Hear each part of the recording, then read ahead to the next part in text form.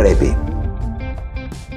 Kur ishte gati 50 vjeç, piktori francez Claude Monet, i shenjës së Krepit, më në fund mbriti suksesin e vet ekonomik dhe me të ardhurat e fituara bleu një shtëpi, një tokë dhe punësoi disa kopshtarë të cilët e ndihmuan që të krijonte një liqen me ujë të ndenjur dhe të gjithë sipërfaqen e ujit e mbuloi me lulen që rritet në ujë e që quhet nimfa. Dhe për herë të parë në jetën e tij filloi të pikturonte nimfat. Besoj kush e njeh Monet e di se sa piktura të tilla ka ai. Në 30 vjetët e mëvonshme, nimfat u bën fiksimi i tij. Ato ishin objekti i gati 250 pikturave të tij. Dhe sot janë kontributi i tij special në historinë e artit.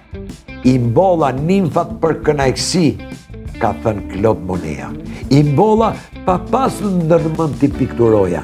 Pastaj papritur, zbulova magjin e këtij uji të ndënjur dhe të këtij liqeni.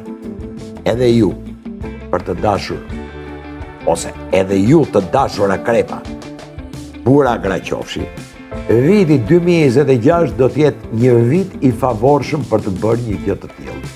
Të krijoni një oazë të dëshirave tuaj e më pas kënaqësinë tuaj ta ktheni në burim frymëzimi për ata ose për atë që doni të arrini.